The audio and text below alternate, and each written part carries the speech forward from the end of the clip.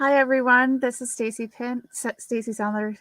Um, I have a special guest today, Sarah Kleinbart, and she and her family are victims of Child Protective Services. And my claim to fame is that I divorced an attorney who used to work for Child Protective Services, and I bring that experience to everyone, the things that I went through. One of the things that happened in my case is that my ex-spouse was indicated 4 times by Child Protective Services. 2 counts were inadequate guardianship, one was lack of medical care, and one indication was for educational neglect. Despite these 4 indications, he still has custody of our children.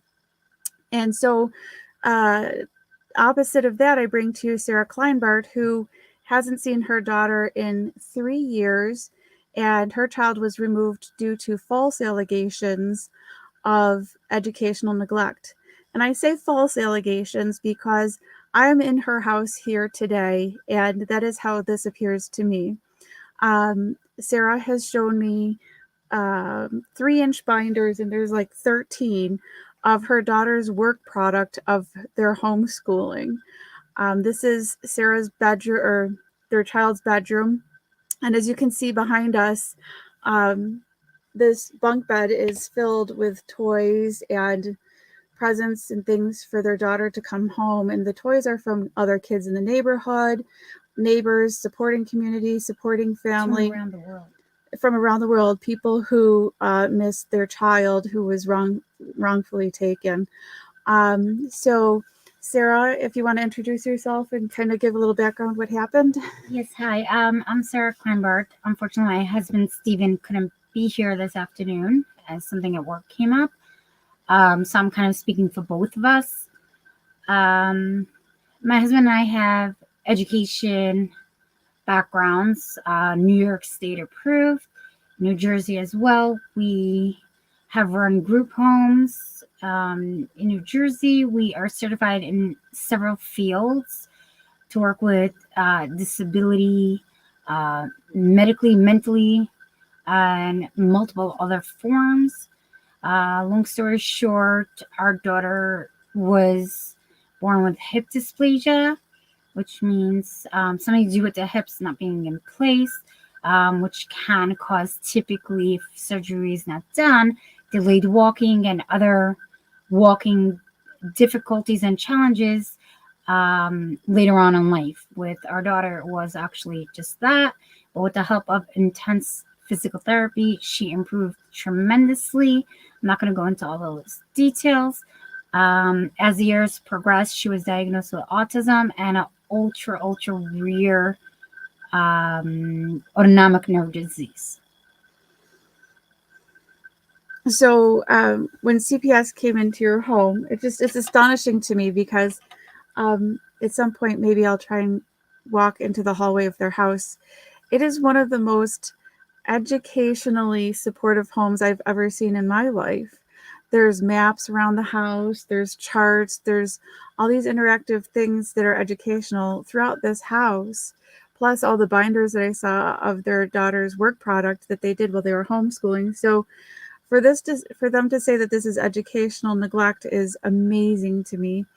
And then there was this other issue with the medical concerns. Yeah, so our daughter, we've been fighting her system for over 6 years, from when she was 3 months old, to prevent a feeding tube. By the time she was 6 and a half, there was no choice in the matter. It was either that or I'm not going to get into the rest. Thank God we did the feeding tube. It saved her life and she thrived. She was eating all this timing. Her body was not absorbing half of what she ate. She also would vomit quite frequently. By the time she was 8, the vomiting stopped almost 100%. By the time she was 10, she didn't vomit anymore. She had her feeding tube from 6 and a half till 9 or a little over 9 years old. And then, due to that, the school principal and someone who is like a liaison for the Board of Ed, who was supposed to help and typically does help, and that's at least the recommendation, like their qualification skills, went behind our backs, called CPS, and stated together with an extended relative that were medically and educationally neglecting her daughter, even though she was in the hospital at the time and in rehab. Fast forward, case was closed. Approximately a year later, a registered nurse and our daughter's pediatrician, Dr. Rivka Steen of Stepping Stones Pediatric, called in CPS stating that she's being educationally neglected and medically abused. The pediatrician told us in January 2016 to take our daughter to the hospital because she could not care for her in her office. We followed her instructions and she set up a trap of CPS. Fast forward, the school, Hask Center in Brooklyn, New York, decided they cannot allow our daughter to return due to the hospitalization of her missing her allergy appointment and kicked her out of school. We went down to the Board of Ed, and the Board of Ed told us we should file for homeschooling. She got approved right away. On or about January 26th of 2016, she began homeschooling, and we followed a very specific program, a general education program in a very unique, special way that incorporated like multiple formats, including but not limited to floor time, sensory based, visual perceptive, and a couple other things. Her doctors helped us plan this out, including multiple therapists that she had through her IEP, through the Board of Ed. And we also hooked up with local public schools, other homeschool families, and she began to thrive. And at that point, we noticed that she didn't know her ABCs, she didn't know shapes, colors, and numbers, and she was already 6.5 years old. She was in 5 different schools, and all 5 of them kicked her out. Fast forward, she was thriving and went from literally nothing in the academics straight up to 4th grade level by the time October 15, 2018 rolled around, which was the very day that she was kidnapped. So, just for some background, I've made it known before. I am a medical health professional, and autonomic dysfunction is a real thing. In my career, I've actually seen people, which is not your daughter's situation, but I've actually seen people even need pacemakers for it, because it's a dysregulation of the autonomic nervous system. So some problems from autonomic dysfunction can be problems with urination, problems with your motility in your gastrointestinal tract, which is your peristalsis, the ability to move your food down in the right direction.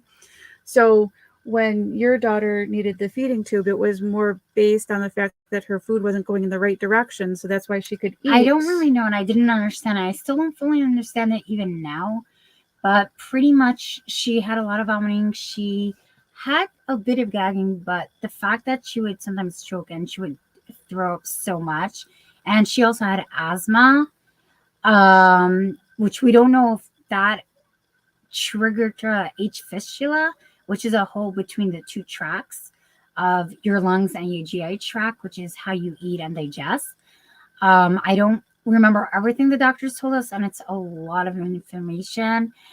Long story short, the doctors, the pulmonologist and the ENT told us that we should consult with GI, which we did, and they all agree that we should wait a minimum of 12 to 18 months to see if the hole will close. If it does not close, then they would have to do surgery without a choice. So we chose not to do the surgery and to do the purees and the thicker liquid substances and foods and see how that goes. And her vomiting slowed down, her eating got much better, and pretty much overall she did way better, and it did close on its own. after 18 months. But by the time the 18-month period came for her to be reassessed, they said it had closed 3/4, that it's enough for them, that they didn't have to follow up as carefully and closely. And they knew that it would close within another couple months on its own. So, when you have recurrent bouts of nausea, vomiting, and acid reflux, it also predisposes you to getting upper respiratory infections because you can aspirate the vomit or the stomach contents into your lungs. So that was another incident that your daughter had where medical was involved. Yeah, she had double pneumonia, which the medical team did not catch right away.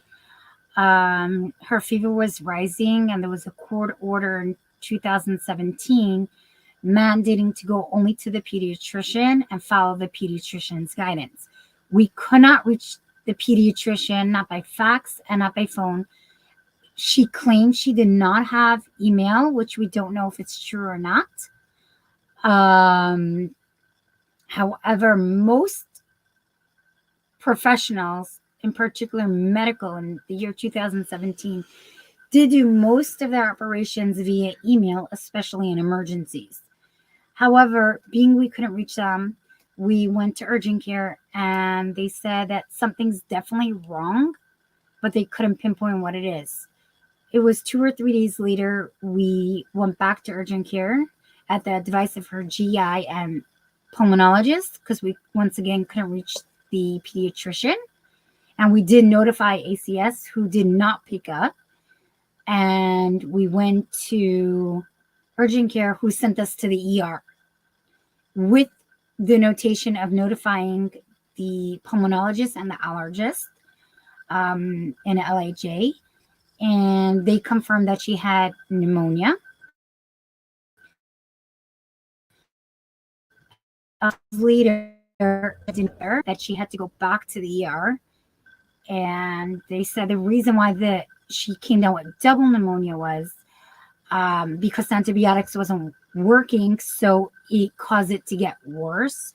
I don't really understand what that means to date. However, I can help with that because if not properly diagnosed at onset, aspiration pneumonia is actually one of the more problematic pneumonias to treat, and it's only treated with particular antibiotics versus just any run-of-the-mill antibiotics that you might give for an upper respiratory infection.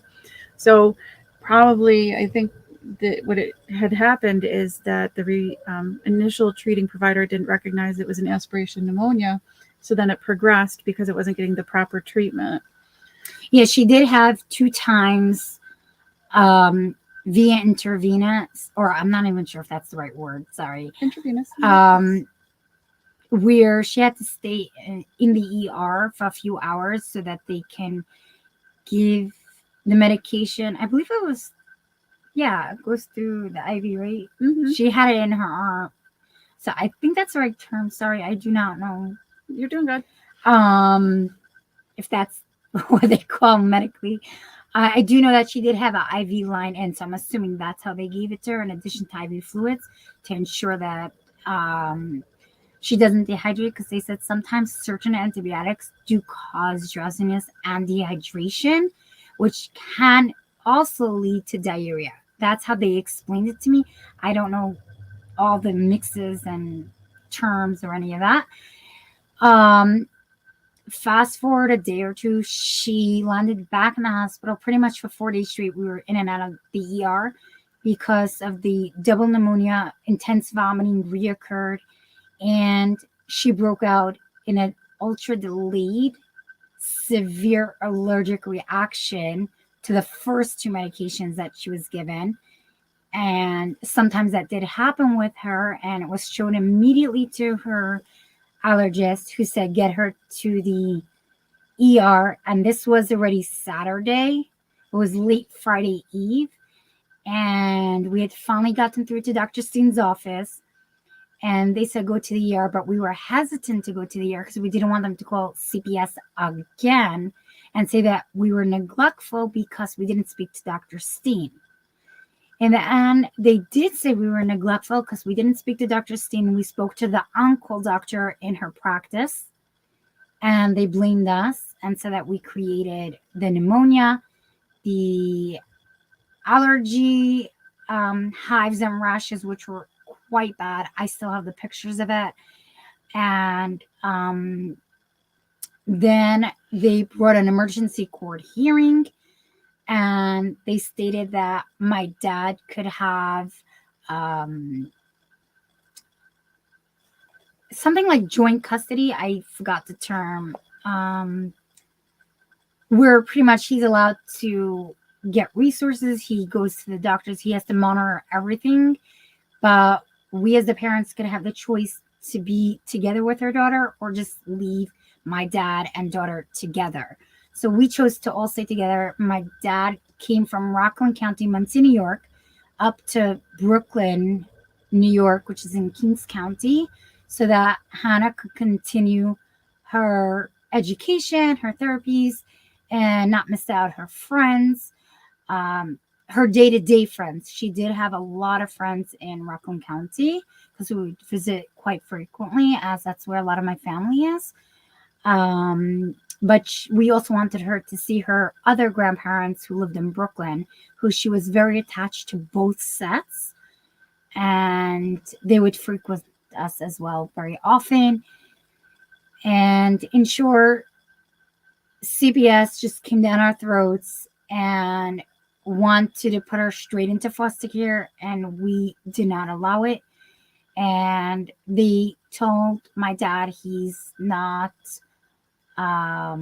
he has not complied with any orders. Can I ask you a Even question? though, yeah, just one second. Even though the court order was that the child may go with her parents and my dad, the grandpa, to Rockland County, his residency, or stay with us in Brooklyn.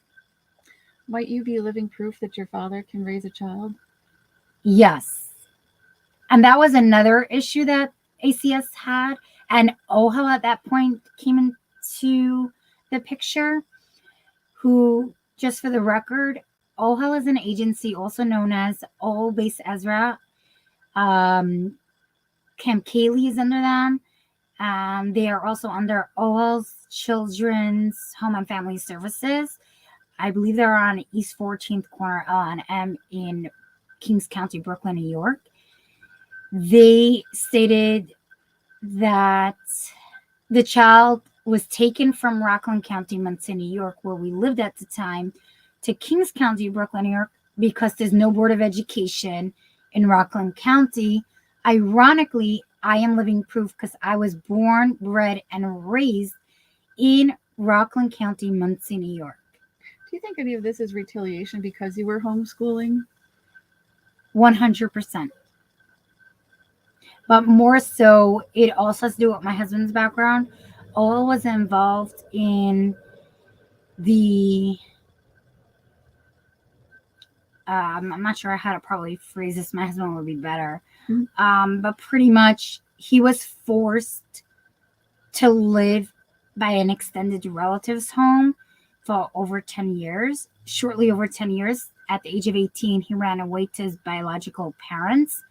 And shortly thereafter, he was in college, he got work, and then we met and married and had our daughter.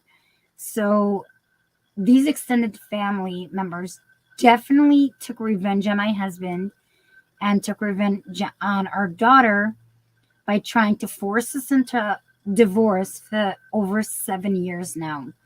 And they are furious that we do not heed their will to divorce. We do not heed their will to separate. We do not heed their will to move to New York City, which is a violation and a crime in itself. And there's no court orders whatsoever on that. And if they were to put a court order in today, it will be null and void for the simple matter. First of all, it's a human violation, civil violation. It's constitutional violations on multiple factors, and educational neglect and abuse on the child, because they have no legal status where the child should be educated, nor how she is. If you look in section 101 in the Department of Education, New York State laws, rules, and regulations, it outlines over 37 items there of what is legal and how parents can proceed, including but not limited to the homeschooling rights.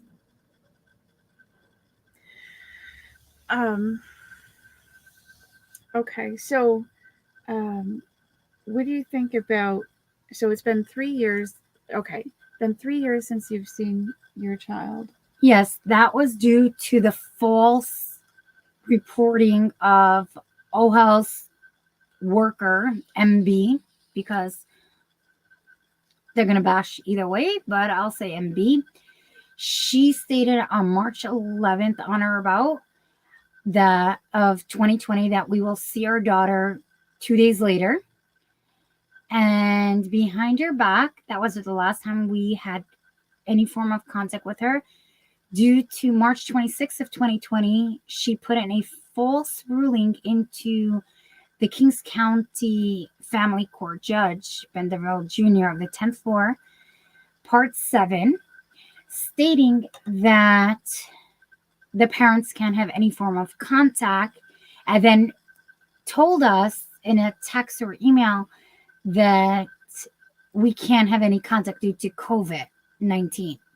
However, they still use that excuse to date with a newer excuse that they feel harassed and intimidated by the public who they claim are sending faxes, yet there's no form of who sent the faxes, where the faxes came from, no IP, no identification numbers, no time frame on there. It is blank, as if a random person just typed it up and threw it out there, threw it in the office, left it behind, left it on the street. And that's what they send in as quote unquote evidence to the Kings County Family Court Judge. That is not valid, number one. So it seems. Number two, the next thing that they claim why we can't have contact with their daughter, because there were people in the public who opened up a GoFundMe approximately 3 or a little over 3 years ago, and on behalf to raise legal fund fees so that it could help us out with paying and retaining multiple people, including but not limited to ADA, social workers, psychologists, mental health professionals, forensics in different areas, education people who help us out in different formats, and guiding with the New York State laws and regulations and rulings, transcripts, and the list could go on. The next thing is which is one of their newer claims, is that there is a hotline on behalf of the child, which is our daughter, Hannah. And then last but not least, which they just brought up today in Kings County Family Court, that the parents refused to go for a mental health evaluation. Truth be told, we had 4 or 5 legal, legit, valid mental health evaluations, follow all the recommendations to date of May 2nd, 2023, and they refused to accept all. The first one that was conducted was in Kings County Family Court. So you're saying that you're being retaliated on because you went public, because there's a GoFundMe, and what was the third one? Because you didn't get a 6th or 7th excessive mental health evaluation because all the others that was came back not okay. conducted by the shrewd obsessors called the abductors and kidnappers, and they want it done their way, and they won't say how they found these mental health evaluators, where even when the judge ordered us to go to the mental health department in Kings County Family Court, we did access, and I mean thorough, but all thorough and they all came searching. Back. No, before we did the evaluation, we did a lot of research. Mm-hmm. We asked a lot of people who went there. We didn't just take the word of a judge or the word of an agency. We did our own personal research, and each evaluator we went to, we did thorough research. Their background check, they're legit, they're valid for the New York State, their credentials, that they're valid in all domains, and what gives them the right or no right to do an evaluation. We did much more than what I'm saying, like a Right. load. And they did not check any. And the two that they did check was in too much favor for Steve, Sarah, and their child, Hannah, to be immediately reunited, that they couldn't, go that direction, because their thing is money, gain, name, and fame, to get maximum funding from the state and the feds, and maximize the potential for adoption, or the least restraining, which would be keep the child in care until 18, which is what's called long-term foster care. Long-term foster care should never be an option, especially when there's two healthy and fit, warm, loving, caring parents. So, so all your mental health evaluations came back favorable, right? And very positive. And then they wanted not just favorable. Each mental health evaluation came back more positive than the prior one. And then they want another and another. So if you were, say, in a divorce case, right, and is you against your spouse, and if you asked the court to order a 6th or 7th mental health evaluation on your opposition, then the courts would say you're fishing. Yeah, so that's another thing. We keep writing in legal format to the court, and not just to Kings County Family Court, but to all the courts, including federal, Supreme, education. We're in multiple courts, and we continuously write. They claim unnecessary treatment, as in therapies, going to, like, for example, to endocrinologist, to a pulmonologist, to a GI, to vision, to basic things where the doctors told us we need to do. And we saw over the years how it has helped our daughter, and she was going less and less to them, and it was hopping. We were sticking with the same doctors. Here and there, the doctor said go for a second opinion. Then we did, after excessive questioning as to why, where, how, and all that. Now, we threw it back in OHEL, ACS, and the judges' faces in written format, signed and notarized, that they are the ones who are subjecting us to unnecessary mental health evaluations and unnecessary trauma they have been causing Hannah for the last many years, including now, when Hannah was taken by force on October 15, 2018. She was in the beginning of 4th grade. Even though it was in the middle of a school year, she was in 4th grade. They took her and put her for secondary reasons, called she did not speak, read, and write Hebrew at the age of 10 and a half, into a Hebrew reading, writing, speaking school against the New York State law, due to the fact that she was being legally homeschooled by both parents, Stephen and Sarah Kleinbart, and forced her into 2nd grade. Today, she would be in 9th grade or almost in 10th grade, but they stated that she's in 7th grade and is doing extremely well and up to par with her age and education.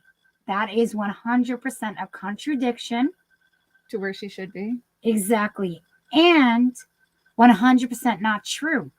So basically, first of all, the educational neglect is, in my opinion, abundantly a false allegation when you walk through the house. And again, I mentioned already a couple times the work product that's through the house. The other issue is, I think that they were accusing you of fictitious disorder imposed on another, or one of those. Yes. So no, they weren't accusing. They said it's a possibility of a suspect that there might be fictitious disorder opposed on another, also known as Murchison by proxy, which Dr. Bloom of the Kings County Family Court Mental Health Unit and Director stated it is highly unlikely for this to be in place, and it is not a correct diagnosis at all. But due to the factor and status of the family situation and the court proceedings, it might be beneficial if the parents seek counseling therapy. So, not due to the fact that they need it, and not due to the fact that there are any mental illness or issues, but just due to the fact that they took our child, and due to the fact that CPS was involved and the corruption of the system. So basically, one of the ways that we can evaluate for fictitious disorder imposed upon another, or also known as Munchausen's by proxy in the past, which they no longer use, but some people might recognize one term versus the other. One way to evaluate that is simply place the child into kinship care with another relative. And if the same problems continue to exist with a change of environment, then the problem is the child and not the parents. So that's also the situation here, where when Sarah's child was removed, reports are basically that the child is doing similar in the care of others, but yet they're still not returning your child to you. No, well, yes and no. When my dad was living with us in Brooklyn, before we moved to Rockland County, before Hannah was taken, my dad reported that we only went to doctors when necessary. We only went to the ER when absolutely necessary. We did not change any doctors. She actually had the same GI from when she was a few months old, back in 2000, the end of 2008, onset of 2009, until she was kidnapped in October of 2018.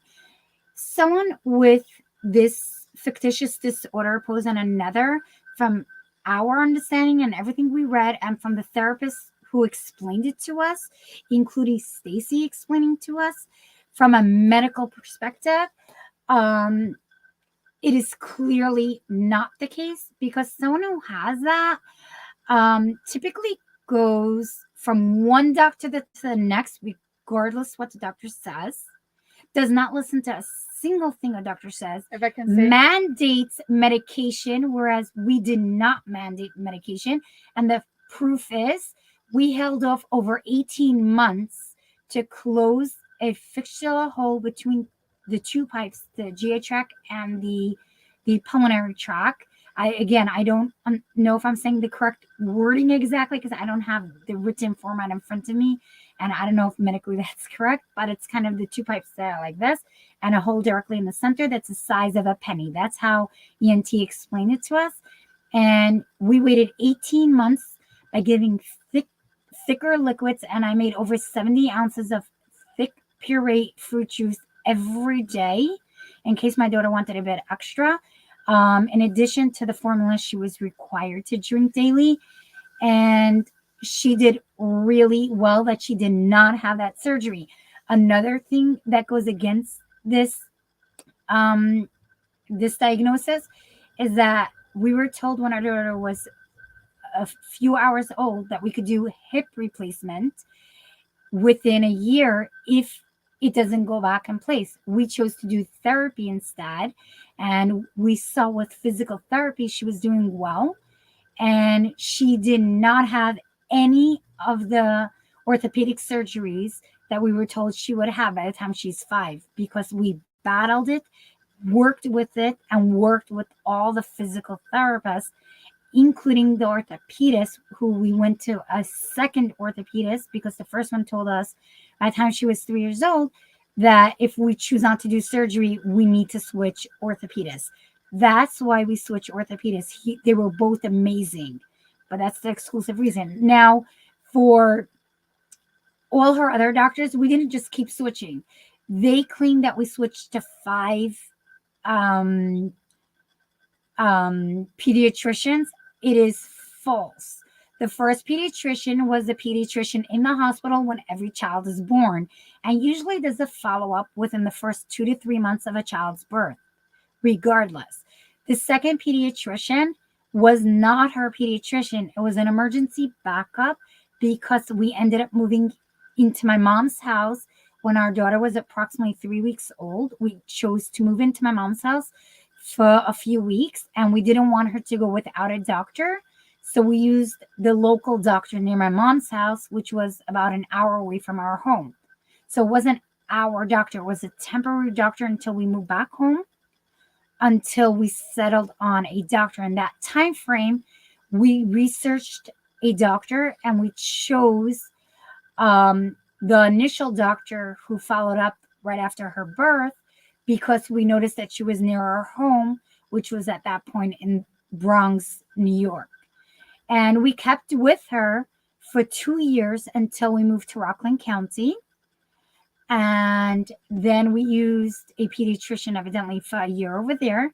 And then we moved to Brooklyn and used a pediatrician for a while until she stated in 2014 that we need to switch pediatricians because she cannot handle our daughter's care, which is what led to Dr. Steen.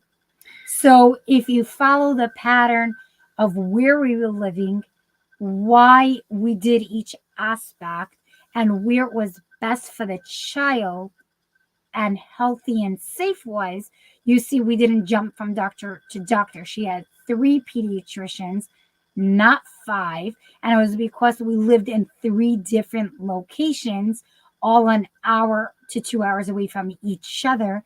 And realistically, to be honest, in my 18 years of working with families and children under the state of New York and New Jersey, I don't know any parents who travel an hour to their pediatrician for their children. It's usually within a 10 to 35-minute range. So I think what Sarah was initially describing there is typically parents, if there is such a thing as fictitious disorder imposed on another, they tend to doctor shop as soon as they feel that a physician is catching on to their manipulation.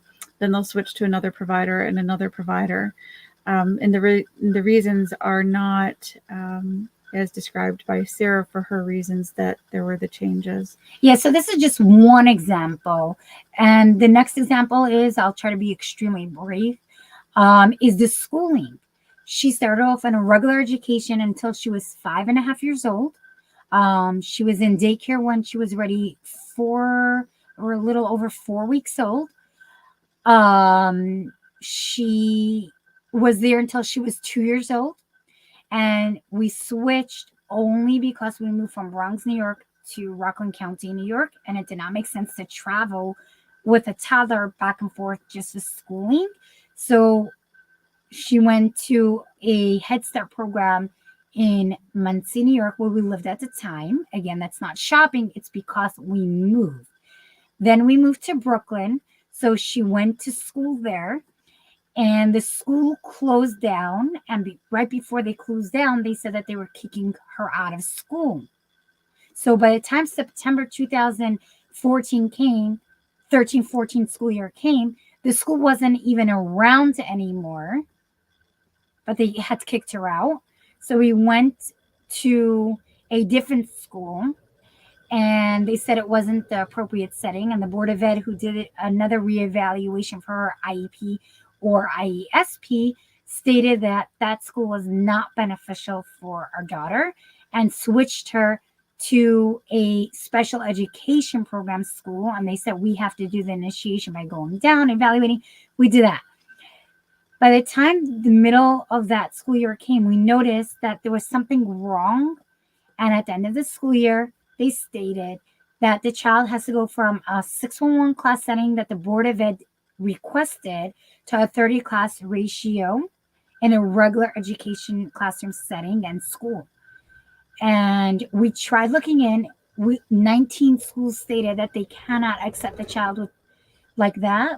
And we were not in the room while they did the evaluation. So we don't know why they assessed it, how they assessed it, or their reasonings. They just said they cannot accept her. And we moved on to the next step. The Board of Ed placed her in another school, and that school kicked her out because in 2015 she got her feeding tube, and they were not medically, legally equipped or allowed to have a child with a feeding tube. even though I found out there were 5 other kids with a feeding tube. But, anyways, fast forward, she went to a state school because the Board of Ed said that she can no longer go to the city local schools, and a state school is run a little bit differently. And that's where the nurse at the end of 2015, right by Christmas and New Year's break, in December of 2015, reported that Hannah was very sick in school and was vomiting continuously, had high fevers, and she vomited twice on the school bus. And the matron called me to say she may not come back to school until she gets checked out. Dr. Steen disputed that. And then January 4, she said, okay, take her to the ER, but it was a trap because they already had called CPS. So if you follow the patterns just from these two examples, you see clear cut.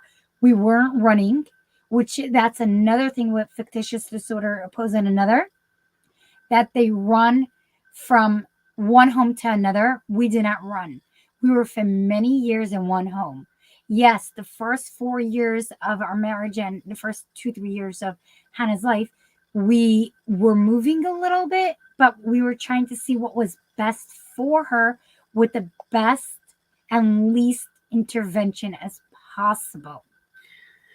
So, sometimes as a provider, I have recommended to families that they homeschool a child. A lot of times, even if a child has particularly troublesome ADHD, I'll recommend homeschooling because then the parents can catch the child when they know the child is receptive versus working on every other student's schedule. They can work individually on the child's schedule if the child has some attention difficulties. And I think you tailor your schedule to your daughter's needs as well. She started particularly early in the day because that's when you noticed she was more Well, at receptive. 6.5 years old, when she got kicked out of HASC in Brooklyn, New York, we started homeschooling because we got legally approved for it. And from January 2016, for the first 2, 3 months, pretty much my husband and I backtracked to when we were teaching, and we pulled out a couple things. We created time frames, lesson plan, and daughter, and we noticed that she couldn't really handle it. So we were speaking to educators and other professionals, ABA therapists, multiple different aspects to see how we can help her and what we can do and try it out. Being the Board of Ed told us to homeschool, and within 6 months, we noticed she didn't know what tables were, chairs were, what a classroom really meant. And that's what we focused on, to teaching her, besides the ABC and number, shapes, colors, and basic, foundation of education that you would teach pretty much in 3, 4 year old classroom. We were teaching a 6.5, 7 year old child. And by the time she was almost 8, she already started reading and writing because we adapted it to floor time, outside play. We took her to the beach very frequently, and we did different techniques in the sand, which we saw she caught on pretty quickly. We did glue. We did um, I forgot what it's called. The sparkly stuff, glitter. We did glitter. We did paint, and we noticed how she does in certain areas different things. That by the time we started our second year, 2017, which is the first complete year of homeschooling, starting our second year, we ended up, we already knew what she needed. We created a proper lesson plan. She started school at 7:30 in the morning. We had 2 teachers that came for her, one that we privately hired and one from the Board of Ed, who was also a SETS provider. She had multiple therapists coming in the house and out of the house, so it wasn't exclusive. Someone with fictitious disorder opponents and another will never allow anyone to enter their home. They will not allow family, friends, non-family. They won't allow, especially government people in the house. We had plenty of that. We had counseling therapy. We had a home attendant. We had a nurse in the house, and no one complained. So we know that the fictitious disorder opposing another was a false in order to stage the kidnapping. In addition, they are the ones who appear and strongly seem to have these orders because they did not keep the child in the education program. They did not keep her in the homeschool program. They did not keep her in the grade she was in. They cut her off from all her friends, family, and her doctors, and they continuously jump from doctor to date. They continuously seek education items that do not belong with my daughter. They get her tutoring that the kid does not need. They give her Hebrew lessons, which is a violation of the state law if you're not doing the English subjects first. You could go to a dual education program where they teach multiple subjects and languages. Like you could teach Arabic and teach your math in Arabic, that's okay. But if your IEP says English, you may not do a dual program. That's against the law, So, which is in our case. So that's another thing that which proves that they follow in the protocol of fictitious disorder opposed to another because they're doing everything the opposite. They're also trying to see, they were trying for 3 years to hold us in contempt for a lot of these things and for the global awareness that, first of all, was not started by us. It was done by interviews, over 1,000 court watchers, and there were multiple people from the press who were there. We found out someone from Israel, Russia, and Africa actually were in the courts who are, I forgot what they're called. They do write-ups. What are they called? Um, they do like articles and stuff. I forgot. I don't know what they're called. So in short, they were the ones who actually exposed what went on in court and our story. So it was going firsthand from witnesses who are not allowed to testify. It got out in the public by outsiders who witnessed what went on. So these are just a few things, including they take her to medical unnecessary treatment continuously, which we do not do. so obviously you know a lot about your child. You know a lot about her education. You learned a lot of education law. You're Yes. certified to provide care for special needs children Yes. through this state.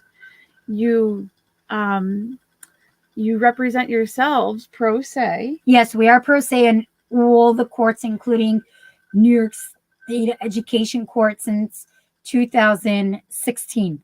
So how can anyone call this neglect?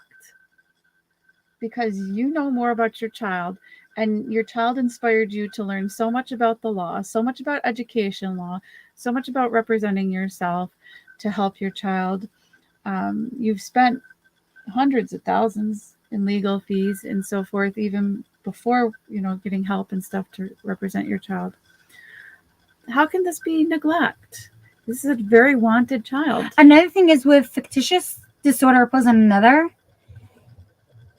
is another reason why it's impossible to do this diagnosis or whatever you call it on my husband and I, because we go out to the public.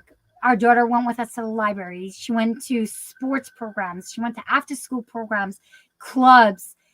She went frequently to the synagogue. She went to multiple places, birthday parties, sleepovers. She had sleepovers in the house with friends, and someone with that disorder does not allow it, and all does not allow the child to be by anyone. We stated in court and showed proof of loads of stuff we did. Someone with that disorder will not disclose anything like that, which is OL and ACS. They keep saying she's doing well, zero proof. They say that the parents refuse to contact them. We have proof and we submitted it. Someone with that disorder will not submit it, which is OHAL.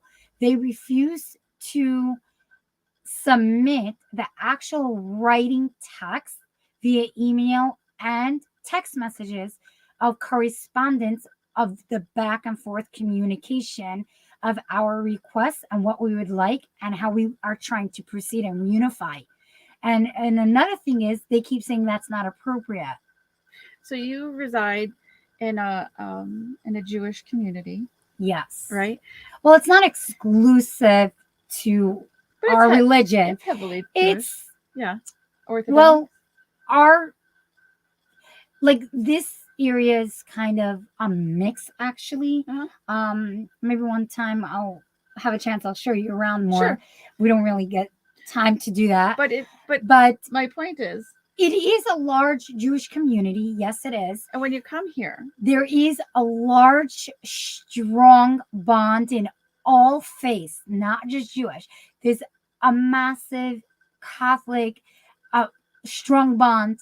There's Christian, there's Arabic, there's so many different kinds, and each of us help each other. But we're not just exclusive, right, but yes, our community is extremely tight. We help each other. We're supportive. That's what I'm getting to. And someone with fictitious disorder pose another, such as OL, are frightened little mice who scurry and scatter because they're terrified of being caught. So when I come to visit here, it's an open door policy in your home.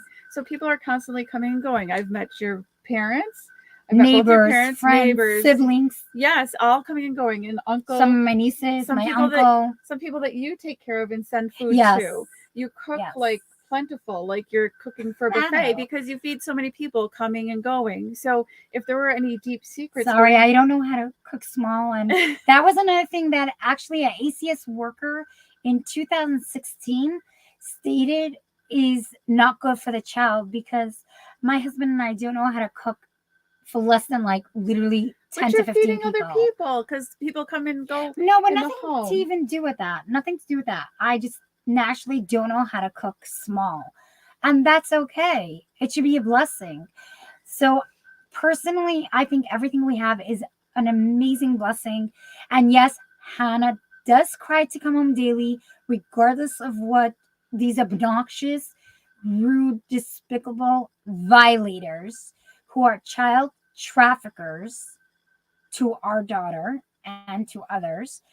They violated every single law in the book, and they do not feed our daughter adequately. I have pictures of them, of how they dress her, and it's despicable. I would never allow my daughter to walk out like that. Never. Her hair looks horrible. So many times it smelled and reeked and was gross. Her hair was ultra naughty. It seemed like many times she didn't get a proper shower. We would never allow that. And we encourage, hygiene to its utmost, cleanliness. You don't have to be a neat freak. You don't have to be like, OCD or anything, but, basic human, neat, clean, organized as best as you can. If you're not the most organized, to the organization of your ability. God made us each different so we can help each other, not destroy each other. And OL's motive, together with social services, is to destroy, not to unify. It's 1% in the bucket that they reunify children and parents because they have to show the state of New York that they are doing the good and they are reuniting families. But look at it honestly, 99.9, they do not do that. They try their utmost to break into your families apart, force parents into divorcing, and they forcefully adopt children. My husband and I witnessed this in OHO in 2019 and 2020. We witnessed it and heard it from parents who are forced to move multiple times by this insane agencies, and the corruption is insane. They separated twins, gave the opposite sex to the opposite parents, and then forced them to divorce and adopted them out behind the parents' back. That is what these agencies do. I think it's called CFS, if I'm not mistaken, and another agency in Manhattan that is so corrupt. They all twist the wordings around, and oh my God, it is so horrible. So, anything, we got to get going here, but anything that you want to say to people that, from hindsight, that you wish you would have done, or something to protect themselves if they find themselves in this situation? So we know we were good parents. We did our uppermost to shield our daughter from hatred and all this insanity. Um, God wanted us to be known to the world for whatever reason. Prior to our daughter's kidnapping, we never posted anything online.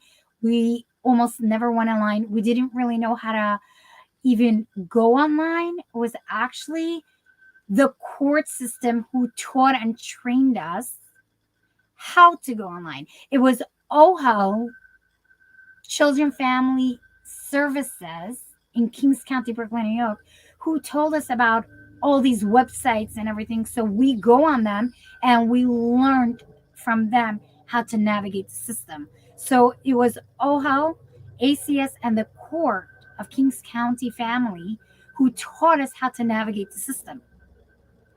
So that is how we know. And we do have friends and family, and we did do a lot of court watching.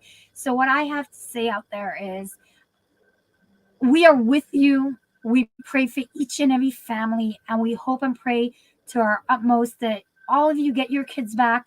It doesn't matter if you divorce. It doesn't matter if you struggle financially. It doesn't matter if you live in poor conditions or in the wealthiest conditions. You deserve to have your kids back, and you deserve to have them wholeheartedly.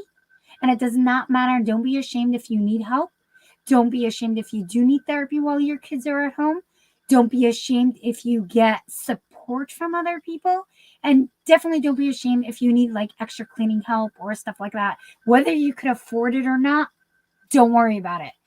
There will always be people there to help you if you want the help. Step one is, do you want the help? Step two is, get the help. Three, stay positive, stay strong. And I thank you all tremendously. And I hope to hear from you soon. You could definitely contact me through savericky.com. There is a website there. I don't know it offhand on savericky.com that somehow helps link from there to us. And there's also a phone number. I do not know it. Oh, yeah. Actually, someone dropped it off. If you give me a second, I could try to read it off. It's 845-587-9998.